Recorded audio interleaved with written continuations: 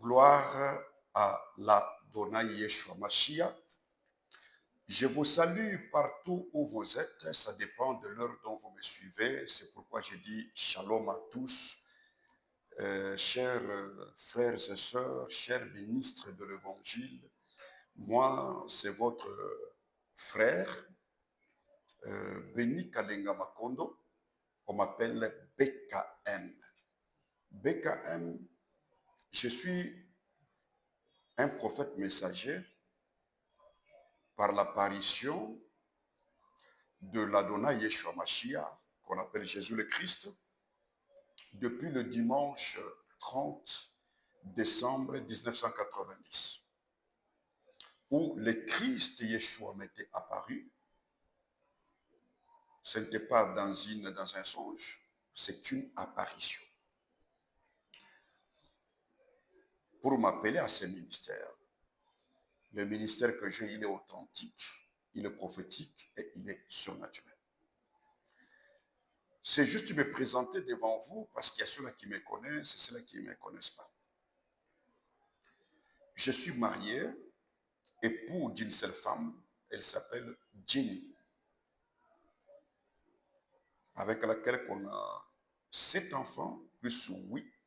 Le 8e qui est un orphelin, c'est-à-dire 8.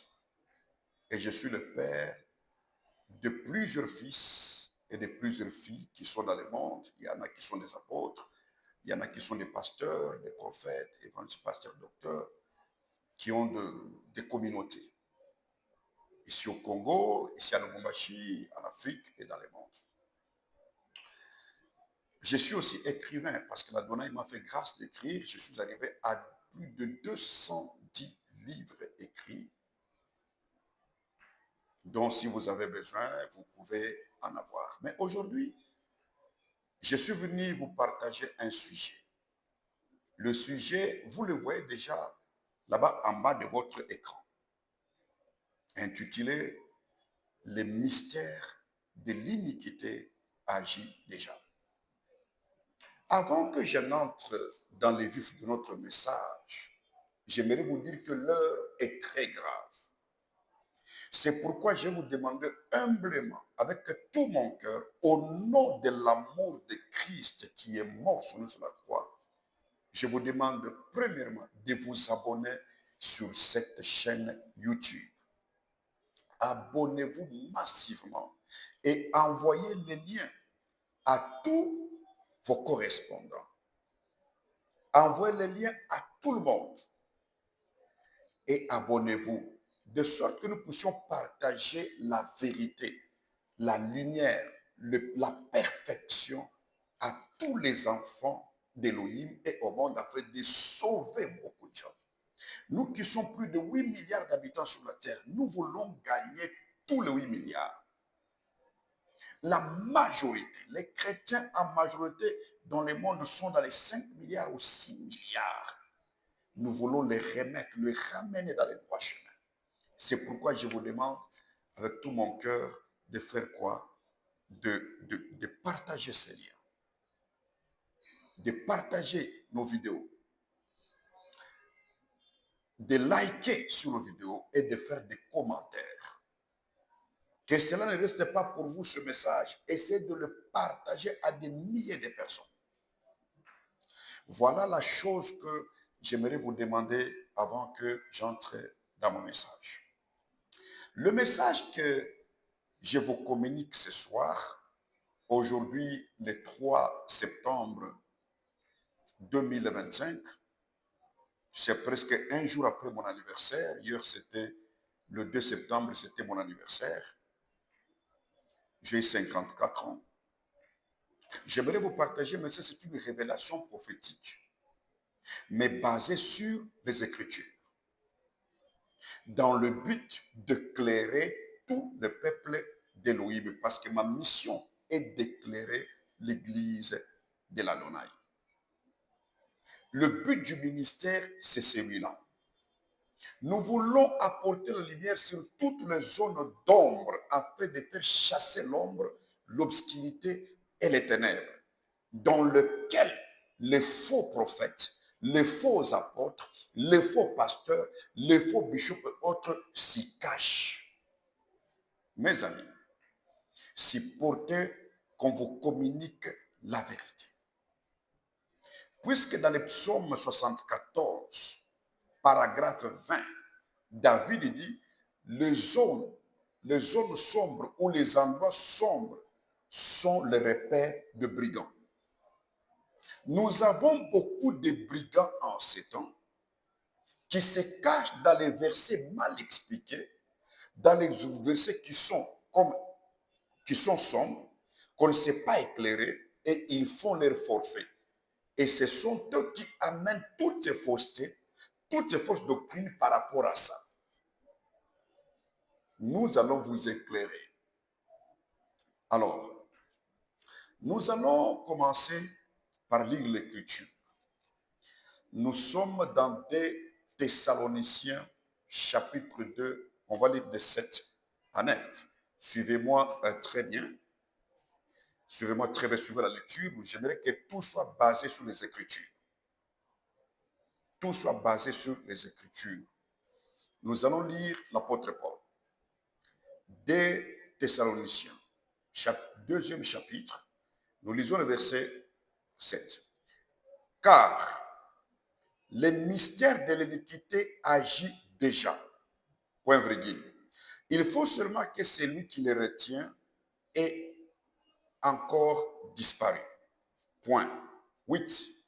Et alors paraîtra l'impie, virgule, que le Seigneur, que l'Adonai Yeshua détruira par le souffle de sa bouche, virgule, et qu'il anéantira par l'éclat de son avènement. Point. 9. L'apparition de cet impie se fera, virgule, par la puissance de Satan, virgule, avec toutes sortes de miracles, virgule, de signes et de prodiges mensongers. Soyez vraiment bénis. Oh, je vous aime. Vous êtes déjà sauvés. Déjà sauvés. C'est ça notre message. Aujourd'hui, je fais juste l'introduction. Le mystère de l'iniquité agit déjà. C'est le message qui doit traverser le monde entier. Et j'aimerais que tout pasteur, invité ou non, tout berger, tout vrai apôtre, tout vrai prophète, tout vrai docteur puisse prêcher ce message. Parce que c'est le message qui vient de l'Adonai. Le mystère de l'iniquité agit déjà. Qui a d'abord parlé? Celui qui a parlé, c'est un saint homme. L'homme qui était plein d'intelligence. L'homme à qui une référence pour moi. Que le Christ m'avait dit, je te donne le ministère comme celui de l'apôtre Paul. J'ai les ADN de l'apôtre Paul, moi. J'ai les ADN de l'apôtre Paul. C'est par le message, c'est par la façon qu'on connaît les fils de tel et tel. Je suis de la lignée de Paul. Qui était Paul? Lorsque Paul était appelé en tant que pharisien, il a eu l'apparition de Yeshua à Macha de Nazareth à midi en pleine route. Paul est le 12e apôtre de Christ qui a remplacé Judas Iscariote. Parce que Matthias était le choix des apôtres, mais n'était pas le choix du Christ. De la même manière que le 12e fils de Jacob était né en cours de route, de la même manière, le véritable 12e fils, 12e apôtre plutôt de Christ, est né aussi en cours de route à midi. Ce n'est pas étonnant. Ce n'est pas étonnant parce que même Paul était de la tribu de Benjamin. Benjamin était son père. Donc Paul est le 12e apôtre. Et c'est lui qui a été appelé apôtre des nations ou apôtre de la grâce. Parce que la dispensation de la grâce a été donnée à l'apôtre Paul. Jean, Pierre, André, Jacques, on les appelle les apôtres de l'agneau. Mais Paul, c'est l'apôtre de la grâce. Mes amis, Ce n'est pas n'importe qui a écrit ça. C'est quelqu'un qui a vu Yeshua, Jésus, dans l'apparition, la révélation. Pas une fois, mais plusieurs fois. Deuxième chose, Paul a été appelé par Christ comme qui? Un instrument. C'est Yeshua qui a dit à Ananias que cet homme est un instrument que je me suis choisi pour apporter mon nom. 1. Devant les nations. 2. Devant le roi. Et 3. Devant les fils d'Israël. Paul est un instrument. Si l'instrument de qui? Pas de n'importe quel instrument de Yeshua Mashiach, de Jésus le Christ. Quand vous jouez l'instrument, qui joue l'instrument? On va dire que c'est vous. Est-ce qu'on va casser l'instrument? L'instrument n'a pas un problème. L'instrument suit le rythme de celui qui le joue. Quand les gens s'en prennent à Paul de ce qu'il a écrit, c'est-à-dire qu'ils s'en prennent à celui qui joue l'instrument, qui est le Messie, le Christ. Vous me trouvez en train de jouer au clavier ou à la flûte, à la harpe. C'est moi qui joue. L'instrument, c'est la harpe, ou le clavier, ou la trompette, ou je ne sais pas, synthétiseur. C'est moi qui les mets au rythme. Et ça vous fait danser. Vous allez danser au rythme de l'instrument que moi, je suis en train de jouer. Ceux qui aiment Paul vont danser au rythme du Christ qui fait quoi? Le Christ qui fait jouer cet instrument qui s'appelle Paul. Nous allons jouer, danser là-bas. La danse, ce n'est pas ce que vous faites dans les églises de danse, non. Si vous voulez bien danser, il faut chercher l'instrument. Le véritable instrument, ce n'est pas vos instruments que vous mettez dans les églises, les instruments de tel et tel. Oh. C'est Paul qui est l'instrument. Nous allons danser par rapport à Paul. Alléluia. Oh, c'est merveilleux. Oh, c'est fantastique. Oh, c'est glorieux. C'est puissant ce que je vous dis. Donc, tout ce que Paul a écrit, si vous le refusez, vous avez rejeté le Christ et votre salut, vous irez en enfer. Parce qu'il y a des gens qui contredisent Paul. Il y a des gens qui ont mis leurs pensées dans ce que Paul a dit, des pensées erronées. Sachez que ce n'est pas, vous n'êtes pas le premier. Mais quand vous voulez vous lever contre Paul, sachez que c'est la fin de votre vie. Vous avez tracé votre enfer. Alors, cet homme a reçu plusieurs révélations. Regardez ce qu'il a écrit. Il dit aux frères de Thessalonique que le mystère de l'uniquité agit déjà. Quand? C'est depuis le 1er siècle. Mes amis. Donc, le mystère de l'iniquité a commencé à agir depuis le 1er siècle. Lorsque Paul était présent, vivant. Paul était vivant. Jean était vivant.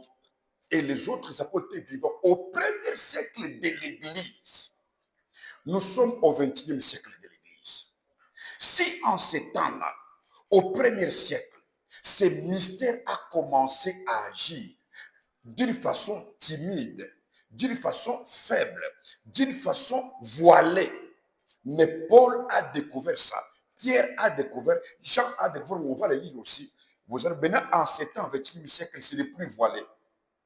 Ce n'est plus timide, ce n'est plus caché. En ce temps, ce mystère est déjà révélé, il est dévoilé, il est clair sous nos yeux. Oh, l'heure est très grave. L'heure est très grave, bien-aimés. L'heure est très grave. Ah. Réveillez-vous. Je suis venu vous ouvrir les yeux afin que vous voyez. Je suis venu vous ouvrir les oreilles afin que vous entendez.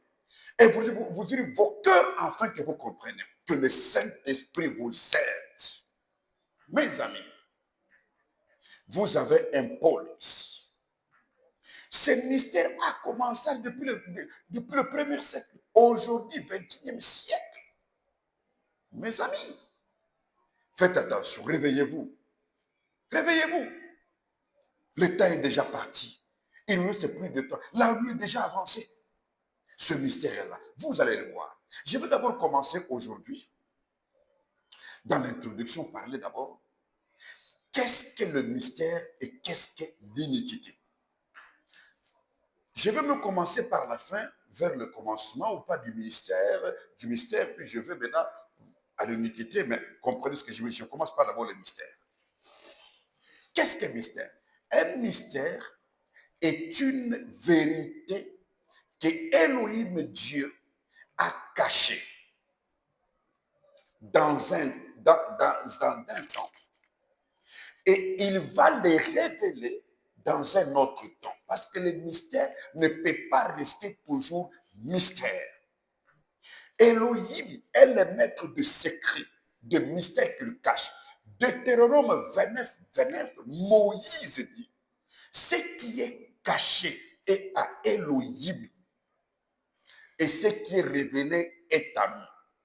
Avant d'avoir la révélation, c'est-à-dire qu'il y avait un mystère. Le mystère précède la révélation. Quand un prophète vient, il vient avec la révélation d'un mystère qui était caché. Il vient vous révéler ça dans votre temps. Ça, c'est ce qu'on appelle la révélation de mystère. Mais jusqu'ici, tous les mystères ne sont pas encore révélés, mais nous sommes au temps de la révélation de mystère et de l'accomplissement de toute la prophétie. Mes amis, le mystère, c'est ce qui est caché, secret, inconnu ou incompréhensible à la raison humaine. Ce que l'homme ne peut pas comprendre. C'est ça qu'on appelle mystère. Dans la Bible, moi je me dis dans les Écritures, il y a tant de mystères. J'aimerais un peu lire quelque chose dans l'Écriture par rapport au mystère, comment il a caché. Parce qu'un prophète est porteur, est un garde-mystère. Il garde le mystère et il sait le moment de le révéler. Elohim peut parler à un prophète un mystère qu'il garde pendant des années. Lorsque le temps arrive, Elohim lui dit, parle ce mystère. Tout comme il peut appeler un autre qui viendra après celui-là, il lui explique ce mystère. Vous allez voir Daniel. Elohim, Dieu lui dit, scelle ces choses secrètes jusqu'au temps de la fin. C'est-à-dire, les prophètes les a vus, il les a scellés, il n'a pas écrit. Même vous arrivez à Jean, il dit, scelle ceci jusqu'à ce temps, il a vu des choses, il dit, il n'est pas écrit. Mais un autre viendra, Elohim va lui révéler. Il va déceler ce que l'autre avait caché. Parce que c'est le même esprit, l'esprit de la prophétie, qui est le septième esprit, qui est l'esprit de Yeshua. Comme dit Apocalypse 19, 10, que l'esprit de la prophétie, c'est l'esprit de Yeshua, de Jésus. Nous sommes au temps d'avoir cet esprit pour avoir la révélation. Le même ange qui était avec Jean d'Ali de Patmos est avec nous aujourd'hui. Il nous révèle des choses. La révélation, elle est progressive. Nul ne peut la bloquer. Mes amis, quand est-ce qu'a commencé le mystère? Je préfère lire quelque chose dans l'Apocalypse chapitre 10, le verset 7, parce que vraiment c'est très important, mes amis. Apocalypse 10, le verset 7. Écoutez ce que Elohim dit à Jean, le verset 7. Mais qu'au jour de la voix du septième ange, virgule, quand il sonnerait de la trompette, virgule, les mystères de Dieu s'accompliraient, virgule, comme il l'avait annoncé à ses serviteurs, virgule, le prophète. À qui Elohim, Dieu avait déjà annoncé à ses serviteurs, ne prend pas les faux, pas ceux qui ne montrent pas dans les conseils de Dieu. Tous les faux, c'est ceux qui ne connaissent rien. Ils n'ont pas droit d'entrer dans les conseils d'Elohim. Le vrai, ils entrent dans les conseils d'Elohim. Elohim les annonce des choses. Ces choses sont des mystères. Alors, ils ont gardé certains mystères secrets pour ne pas les révéler, mais qui s'accompliront à un temps donné. C'est ce temps ici, nous sommes en train de parler de la révélation de ces mystères. Bien-aimés, quand est-ce qu'a commencé le mystère? Elohim lui-même est mystère parce qu'il est incompréhensible à l'homme. Vous êtes des pasteurs, vous êtes des apôtres, vous dites que je suis archibishop, je suis archevêque et tout ça. Si on pose la question, qui est Elohim? Vous commencez à tâtonner, oh Dieu, c'est ceci. Excusez-moi. Vous commencez à tâtonner. Vous commencez à tâtonner parce que vous ne connaissez pas qui est Elohim. C'est parce qu'il ne s'est pas encore révélé à vous. C'est pourquoi vous ne le connaissez pas. On ne peut prêcher que celui qu'on connaît, que celui qui s'est révélé à vous. Quand est-ce que vous êtes monté au conseil de Dieu, d'Elohim? Quand? Mes amis, soyons sérieux. Elohim lui-même d'abord est mystère. Il s'est caché lui-même. C'est pourquoi le roi sage Salomon dit dans Proverbe 25, le verset 2, il dit, la gloire d'Elohim est de se cacher et la gloire des rois est de sonder les choses cachées. Donc, la gloire d'Elohim est de cacher les choses et la gloire des rois est de sonder ces choses. Il se cache lui-même. C'est lui qui est le tout-puissant de Jacob, il se cache. Donc, il est d'abord mystère. Puis, il cache beaucoup de mystères. Christ l'a dit aux apôtres. Beaucoup de rois et de prophètes ont désiré voir ce que vous voyez, ils n'ont pas vu. Vous savez, l'évangile n'est pas question des intellectuels. Vous pouvez étudier, vous avez 80 000 diplômes. Vous ne connaîtrez pas Dieu par vos diplômes. Ce n'est pas le français, ce n'est pas l'anglais qui font de vous des intelligents. Il y a la différence entre un intellectuel et un homme intelligent. Un homme intelligent trouve la solution, comment il révèle les choses qui sont cachées. Dans ces pays, la République démocratique du Congo, nous avons beaucoup d'intellectuels, mais on a peu de gens intelligents. C'est pourquoi il est écrit que celui qui a de l'intelligence calcule. Il dit, c'est ici la sagesse de ceux qui ont l'intelligence calcule. Vous pouvez être intellectuel, mais rien. On a besoin des hommes et des femmes intelligents et sages qui peuvent donner solution aux problèmes difficiles. Mes amis, nous sommes au temps de la révélation des mystères. Les mystères, il y en a beaucoup. Mais ces mystères que nous allons voir, ce qu'on appelle mystère de l'iniquité. Maintenant, qu'est-ce que c'est l'iniquité? L'iniquité, c'est connaître les biens et ne pas le faire. C'est l'iniquité. Vous connaissez les biens, mais vous ne les faites pas. C'est déjà l'iniquité. L'iniquité n'est pas pour les gens du monde. L'iniquité ici, il s'agit de quoi? Des chrétiens, de ceux qui connaissent Dieu. Il ne s'agit pas de musulmans. Les musulmans sont dans les péchés. Les bouddhistes sont dans les péchés. Les hindouistes, les shintoïstes, les bouddhistes sont dans les péchés. Toutes les autres religions du monde qui ne sont pas dans le christianisme sont dans les péchés. Pourquoi? Parce que le péché, c'est le fait de ne pas croire à Yeshua Mashiach, Jésus le Christ, comme fils d'Élohim.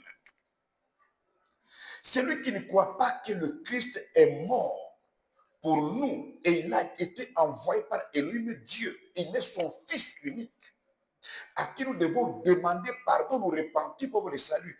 Il est dans les péchés, c'est celui qu'on appelle un pécheur. Mais ici, il s'agit de l'iniquité. Avant que j'arrive, laisse-moi donc vous révéler quelque chose. Dans les 70 semaines prophétiques de Daniel, lisons seulement Daniel chapitre 9 à partir de 20 à 27. Daniel priait, il gênait, je ne sais pas pourquoi les gens organisent toutefois des prières. Par quel événement? On va y arriver.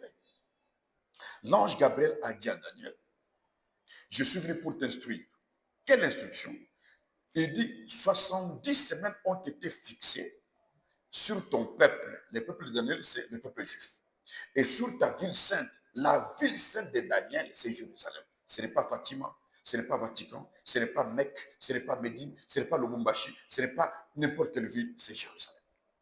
Donc, les 70 semaines prophétiques de Daniel sont fixées sur le peuple juif et sur la ville de Jérusalem. Pour quel but? Parce que Elohim est un tueur d'élite. Tout ce qu'il fait, il est fait avec un but, ou beaucoup de buts. Il dit, le premier but, pour faire cesser les transgressions. Transgression, c'est-à-dire aller à l'encontre, ou transgresser, c'est aller à l'encontre de la loi. C'est Israël qui a reçu la loi, les 10 commandements, les préceptes et les ordonnances qu'ils ont transgressés. Alors, il va faire cesser. 2, pour mettre fin au péché. Quel est le péché qu'ils ont commis? C'est le fait de ne pas croire au Fils d'Élohim. Christ l'a dit. Quand le Saint-Esprit viendra, il convaincra le monde à ce qui concerne le péché. Les péchés, pourquoi? Parce qu'ils n'ont pas cru en moi. Ils l'ont crucifié. Ils l'ont livré entre les mains des pécheurs. 3, il dit, pour expier l'iniquité. L'iniquité, parce que ce sont ceux qui connaissaient la vérité, les biens. Au lieu de faire les biens, ils ont fait les mal à la place du bien. Voilà comment ils sont tombés dans l'iniquité. Mais en ces temps ici, moi je ne parle pas à Israël, je ne suis pas le prophète des Juifs et je ne le serai jamais. Je suis le prophète de toutes les 10 vierges, qu'elles soient folles, que ce soit sages. Donc de tous les chrétiens du monde. Que vous soyez les chrétiens catholiques, de l'église catholique romaine. Je m'adresse à vous. Chrétiens de l'église catholique orthodoxe, je m'adresse à vous.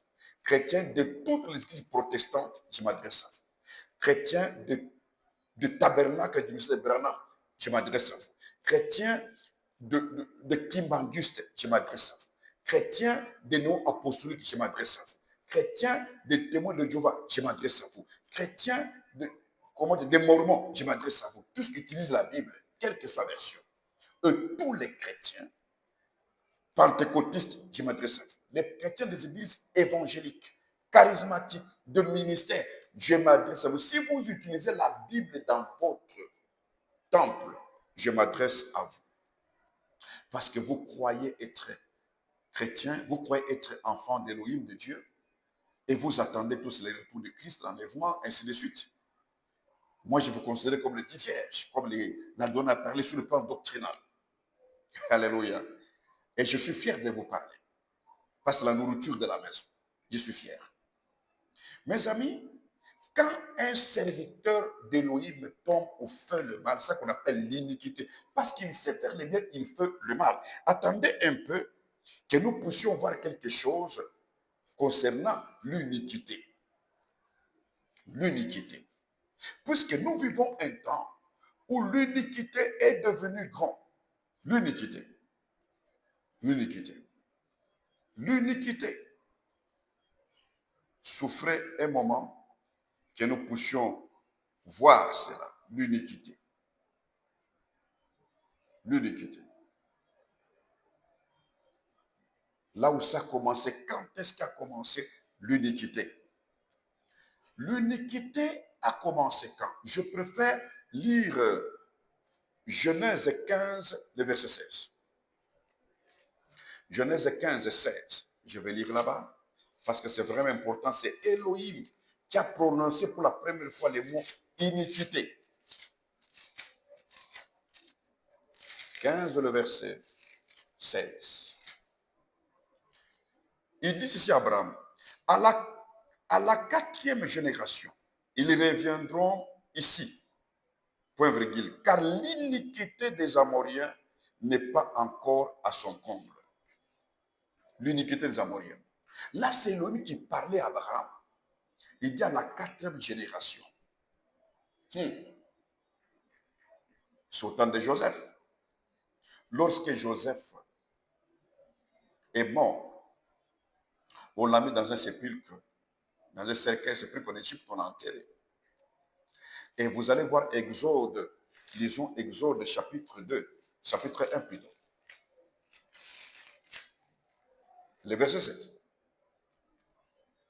Non, le verset 8. Il s'éleva sous l'Égypte un nouveau roi, virgule, qui n'avait pas point connu Joseph. Cet homme s'est élevé comme un antéchrist. Il ne connaissait pas Joseph. À cette époque-là, c'est la même période que Elohim avait fixée pour libérer les enfants d'Israël. C'est-à-dire, c'est à l'époque-là que l'iniquité des Amoriens ou de tous les Cananéens s'était accrue. Lorsque l'iniquité va être au comble dans les églises, vous les justes, vous les saints, sachez que c'est notre départ. Vous ne pouvez pas arrêter cela. Même si nous prions que ces gens changent, ils ne changeront jamais. Je vais vous révéler qui sont ces gens-là. Je vais vous révéler ça. Ils ne changeront jamais. Ce sont les ouvriers d'iniquité. Comme Christ l'a dit. Attendez que je vous lise quelque chose, vous allez comprendre. Regardez ce que Christ a dit dans Matthieu chapitre 7.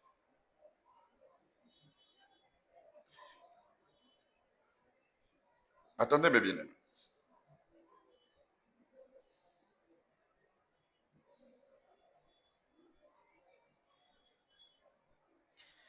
Matthieu chapitre 7.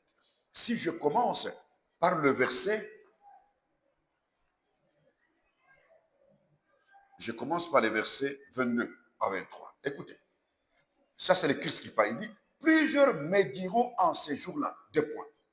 Seigneur, virgule, Seigneur, virgule, nous n'avons pas prophétisé par ton nom. N'avons-nous pas chassé des démons par ton nom? Et n'avons-nous pas fait beaucoup de miracles par ton nom? Pas fait de miracles, beaucoup de miracles. Ces gens ici ont le don de prophétie, ont le don de miracles, ont le don de délivrance, de guérison.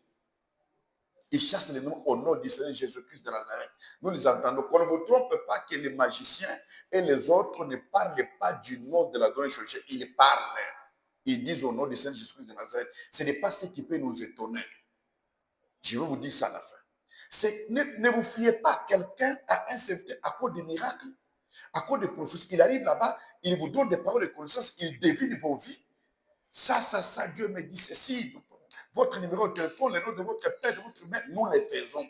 Nous avons le Saint-Esprit, on a le don de discernement, on a le don de parole de connaissance, nous avons le don de prophétie. Ce n'est pas ce qui fait de quelqu'un un vrai serviteur d'Élohim. Et vous appelez aussi un grand serviteur. Il donne les détails, les précisions. Jean le Baptiste était plus qu'un prophète. Il a prophétisé combien de gens? Seulement le Christ. C'est tout. Quelqu'un était plus qu'un prophète. Parce qu'il avait le message et il avait la mission. Un prophète messager a la commission et il a les mandats. Un pasteur, un docteur, un évangéliste n'a pas les mandats, n'a pas la commission, n'a pas les mandats. J'arriverai là-bas. Ces gens ici, ils prophétisent au nom de Yeshua Mashiach, de Jésus-Christ. Ils prophétisent, ils chassent les démons au nom de Jésus-Christ. Ils délivrent au nom de Jésus-Christ. Ils estiment des morts, des guérisons, miracles. Ce n'est pas ce qui nous montre qu'ils sont vrais serviteurs. Mais il dit, je leur dirai ouvertement, je ne vous ai jamais connus. Avant même que le monde existe, Christ ne les a jamais connus. Il ne les a jamais préparés. Ils sont venus comme ça, fils de la perdition. Il ne les a jamais connus. Il ne dit pas que je ne vous connais pas. Je ne vous ai jamais connus. Mais c'est en son nom qu'ils sont chez les démons. Pourquoi? Parce que ce sont des ouvriers d'iniquité. Ils connaissent les biens, ils font toujours le mal. Parce que leur semence, c'est la semence du mal. Quand Elohim appelle quelqu'un, Dieu appelle quelqu'un, il va le préparer. Et cet homme va pratiquer les bonnes œuvres dans son temps. C'est ce qui montre que cet homme a été appelé par Christ. Il doit pratiquer les bonnes œuvres. Pas qu'il soit dans l'adultère, dans les divorces, dans la polygamie, dans l'ivrognerie, dans le fétichisme, dans la magie et autres, dans les scandales. Et vous dites qu'il est serviteur. On reconnaît l'arbre par son fils que Christ nous a dit. Le jour qu'un manguier portera des avocats, appelez ça manguier, n'appelez pas ça avocat. Appelez ça avocatier, n'appelez pas ça manguier. Le jour qu'un avocatier portera des bananes, appelez ça bananier. Le jour qu'un oranger portera des citrons, appelez ça citronnier. Le jour qu'un mandarinier portera des oranges, appelez ça oranger. On appelle l'arbre par son fruit, pas un faux. Un homme qui est polygame, un homme qui est adultère, un homme qui est ivrogne, un homme qui est, je ne sais pas, occultiste, magicien et autres, quelqu'un qui est dans les querelles, dans l'adultère, dans les mensonges, vous êtes là, Dadi, oh, c'est les prophètes, il faut les respecter, c'est le droit d'onction, ne touchez pas au ouais, parce qu'il s'appelle archibishop, archevêque, évêque, bishop, apôtre, prophète, pasteur, vous liez là, vous participez à ces péchés et je vous dis la vérité, la porte du ciel est fermée pour vous. Parce que vous êtes en train de participer au péché de tout. Vous connaissez les réserves. Vous connaissez tout. Pourquoi ne pas les quitter? Pourquoi ne pas les quitter? Christ dit, ce sont les ouvriers de l'iniquité. Ils travaillent pour l'iniquité. Ils sont là. Mes amis, ce n'est pas moi qui l'ai dit, mais c'est Christ qui l'a dit. Si nous continuons avec la lecture des choses, vous allez comprendre que ce n'est pas, je ne suis pas le seul à parler de ça. Il y en a qui ont parlé de ça, de l'iniquité. J'aimerais un peu trouver quelque chose dans l'Écriture. Je pense que Pierre l'a parlé. 2 Pierre chapitre 2, le verset 13. Il dit, recevant ainsi les salaires de leur iniquité. Point. Ils trouvent leur délice à se livrer au plaisir en plein jour. En plein jour, hein, pas la nuit. Hein. Leur sorcellerie va se faire montrer en plein jour. Point virgule. Hommes tarés, essuyés, virgule, ils se délectent de leur tromperie, virgule, en faisant bonne chère avec vous. C'est comme si ils sont chers avec nous. Hey, mon frère, oh ma soeur, hey, tout ça. Non, ce sont des faux. Écoutez maintenant le verset 15. Il dit, après avoir quitté le droit chemin, ils ont déjà abandonné le droit chemin, virgule. Quand vous voyez un serviteur qui était mec qui quitte le droit chemin, écoutez, ils se sont égarés en suivant la voie de Balaam, fils de Bossor, virgule, qui aima les salaires de l'iniquité. C'est comme ça avec eux. C'est ça avec eux, ce n'est pas moi qui le dis. Ce sont les Écritures qui le disent. Si vous les lisez bien dans votre Bible, vous voyez ça? Vous le voyez? Ces gens-là, ils cherchent que l'argent, la gloire, l'élévation, les honneurs. C'est ce que cherchait Balaam. Balaam était prophète avant Moïse. Lorsque lui a vu son cœur, il a appelé Moïse et Balaam est devenu un fou. Quand Elohim c'est une génération, c'est-à-dire que la précédente, elle est déjà tombée, elle est déjà fausse. Balaam aimait les honneurs, être avec le roi, le chef d'État, le président de la République, avec les riches, les gouverneurs, les maîtres de la ville, les politiciens, c'est ça les Balaam. C'est ça les Balaam. Christ n'a jamais été conseiller d'Hérode et de Pilate. Ni Pierre, ni Jean, ni Paul, ils n'ont jamais été conseillers d'Hérode, de Pilate, des gouverneurs. Non! Comment un homme d'Élohim peut se faire dans la politique avec les politiciens, les présidents de la République, le premier ministre, les gouverneurs, les généraux et tout ça? Qu'est-ce que vous foutez là-bas? C'est ça leurs œuvres. Ce sont les Balaam. Ils travaillent pour les salaires de leur iniquité. Moïse a grandi plutôt dans la maison de Pharaon. Toutes les richesses de l'Égypte étaient là. Tout. Mais il a abandonné cela. Il a laissé cela. Il a tout laissé. Il a regardé ça, c'est une perte. À cause de la richesse de Christ qu'il a vu, il est sorti. Aujourd'hui, nous avons des pasteurs qui s'appellent les millionnaires, multimillionnaires. C'est leur argent, ils bâtissent de grands bâtiments. Ce n'est pas ce qui fait de quelqu'un un vrai. Je ne dis pas que tous ceux qui sont élevés, tous ceux qui ont construit de grands bâtiments ne sont pas vrais. Il y en a des vrais, il y en a des faux. Et plusieurs sont faux. Écoutez mes bien-aimés. Paul a parlé. C'est quand nous parlons de l'iniquité, c'est pour les chrétiens qui vivent dans les péchés qui continuent. Vous comprenez? Alors quand on parle, le mystère de l'iniquité agit déjà. Là, c'est quoi? C'est le secret. C'est la phase cachée de l'iniquité qui est maintenant révélée. Ça a commencé depuis le temps de Paul, de Pierre et de Jean. Maintenant, aujourd'hui, c'est révélé. C'est-à-dire que la face cachée de l'iniquité est maintenant sous nos yeux. C'est ce que je vais vous parler pendant ces séries d'enseignements. Pas seulement que Paul a dit, lisons aussi Jean. Jean a parlé ça dans Jean 1 Jean, dans sa lettre 1 Jean. Écoutez, 1 Jean chapitre 1. Je pense que c'est le verset 17-18, ou bien 1 Jean chapitre 2, quelque chose comme ça. Écoutez ce que Jean dit. Parce que nous voulons arrêter par là. 1 Jean chapitre 2, le verset 18. Il dit ceci. Petits enfants, virgule, c'est la dernière heure, virgule. Et comme vous savez, vous avez appris qu'un antéchrist vient, virgule, il y a maintenant plusieurs antéchrists. Des points par là, nous connaissons que c'est la dernière heure. L'heure est très grave. Nous sommes à la dernière heure. Avant que l'antéchrist vienne, il y a déjà plusieurs antéchrists. Ils ont commencé depuis le 1er siècle. Autant de Pierre, autant de Paul, autant de gens. Maintenant, ils sont très nombreux. Les antéchrists sont déjà là. Ils préparent la voie de leur chef, l'antéchrist. Faites attention, chers chrétiens. Ne suivez pas ces gens. Vous devez fuir. On dit le témoignage de 2 ou 3 est vrai. Paul a parlé ça, des mystères de l'iniquité. Je n'ai pas tout terminé. Et Jean a parlé ça. Quand nous sommes chez Pierre, il a aussi parlé de ces faux-là, de ces faux docteurs, de ces faux prophètes. L'heure est très grave. Vous devez vous réveiller. Ne suivez pas quelqu'un par de miracles, par de signes de guérison, par des prophéties. Non. D'abord la parole. Et puis suivez ses œuvres, s'il est vrai. Parce que s'il est faux, il ne pratiquera jamais aucune bonne œuvre. Un manguier ne produira jamais et jamais de citron. Un citron ne peut pas produire des bananes en aucun jour. Même s'il fait comme ça, vous allez découvrir après qu'il était faux parce qu'en lui, il y a cette mauvaise sémence. Le mystère de l'iniquité agit déjà. Mes amis, en ce temps, ce n'est plus le mystère. En ce temps, c'est la révélation de ces mystères de l'iniquité. Maintenant, c'est révélé. C'est ce que je veux vous révéler dans ce message.